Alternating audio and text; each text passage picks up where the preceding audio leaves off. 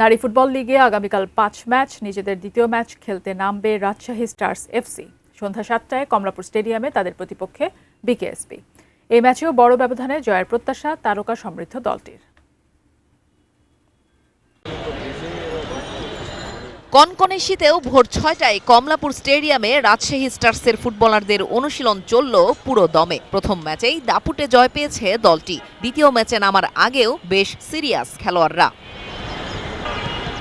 শিরোপা জয়ের লক্ষ্য নিয়েই ঋতুপর্ণা, শিউলি, রূপনা, আফিদাদের সঙ্গে নেপালি তারকাদের নিয়ে শক্তিশালী দল গড়েছে রাজশাহী। খেলোয়াড়দের চোখও শিরোপার দিকেই। We are hungry about win the title and tomorrow match we also ready to win.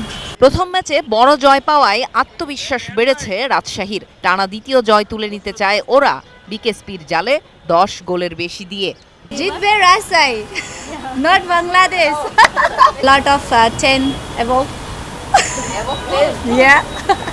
Wing স্ট্রাইকারে ঋতু আপু আছে, স্ট্রাইকারে হচ্ছে রিপা আপু আছে, সবাই আছে। তো আমাদের টিমটা অনেক স্ট্রং। আশা করছি যে কালকে আমরা ভালো একটা জয়ে হোটেলে আসতে পারবো। নারী লীগের সূচিটাও বিশেষ সুবিধা দিয়েছে রাজশাহীকে।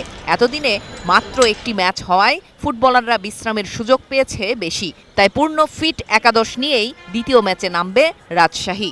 প্রত্যেকটা খেলোয়াড় সুস্থ রয়েছেন এবং সবাই ডেডিকেটেড রয়েছেন কালকের ম্যাচে ভালো রেজাল্ট করার জন্য। তা আমরা আসলে লাকি যে এমন একটা সূচি পেয়েছি, যার কারণে আমরা রেস্টের টাইমটা একটু বেশি পেয়েছি অন্য যে কোনো দলের থেকে। বাট এইটা আমরা কাজে লাগাতে পারলে তবেই না এটা আসলে আমাদের জন্য বেনিফিটেড হবে। জেনিয়া চিসিম, এটিএন নিউজ, ঢাকা।